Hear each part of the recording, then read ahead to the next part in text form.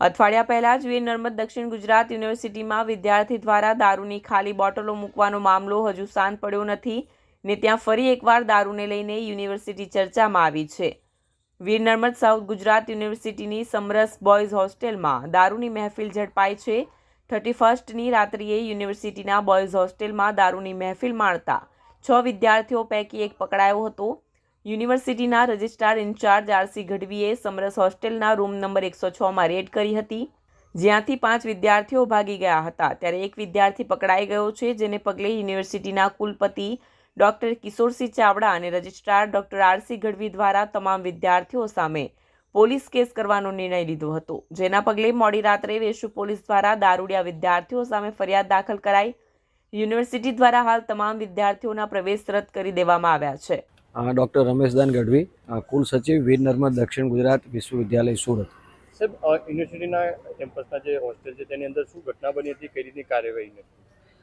31 December હોવાના લીધે એવા ઇનપુટ ખાનગી રાહે મળી રહ્યા હતા કે કદાચ કોઈ વિદ્યાર્થીઓ આ પ્રકારની ગતિવિધિઓ કરી શકે છે, એટલા માટે અમારી સમગ્ર ટીમ, અમારા સિક્યુરિટી ઓફિસર અને અમારા રેક્ટરશ્રીએ પણ સ્થળ પર તપાસ કરી। હું પણ સ્થળ પર જાતે ગયો હતો અને તપાસ કરતાં એક રૂમમાંથી આ પ્રકારે વિદ્યાર્થીઓ આવી ગતિવિધિ કરતા પકડાયેલા હતા અને એની સામે યોગ્ય કાર્યવાહી કરવામાં હાલ ચાલી રહી છે। સાહેબ, શું માહિતી મળી હતી, કઈ રીતની આ ઘટના સ્થળે મળ્યું હતું? ઘટના સ્થળે જે અમારી એક હોસ્ટેલ છે એ હોસ્ટેલની અંદર વિદ્યાર્થીઓ આ રીતથી કંઈ નોનવેજ અને દારૂની બોટલ વગેરે પકડાઈ હતી અને દારૂની બોટલ વગેરે અમે પોલીસ ફરિયાદ પણ દાખલ કરવામાં આવી છે અને સ્થળ પર ગયા પછી પોલીસ પણ આવી હતી અને પોલીસને પછી હેન્ડઓવર કરવામાં આવેલું છે। એટલે પોલીસની પણ ફરિયાદ અમે રાત્રે મોડે સુધી પણ અમારા રેક્ટરશ્રી અને અમારા સિક્યુરિટી ઓફિસરશ્રી પોલીસ સ્ટેશન જઈને પોલીસ ફરિયાદ દાખલ કરવામાં આવી છે અને યોગ્ય નિયમ અનુસારની ચોક્કસ કાર્યવાહી કરવામાં આવશે। કેટલી ગંભીર બાબત, હવે શું સૂચન વિદ્યાર્થીઓને?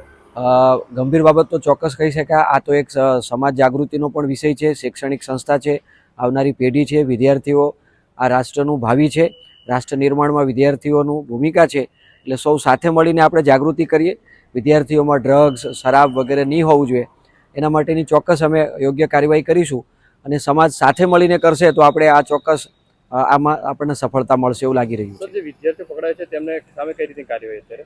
જે વિદ્યાર્થીઓ પકડાયેલા છે અને જેની ઓળખ થઈ છે અધિકૃત અમારા રેકર્ડ દફતરે ચકાસણી કરતા, એમના હાલ તુરંત છાત્રાલયના પ્રવેશો તો રદ કરી દીધા છે।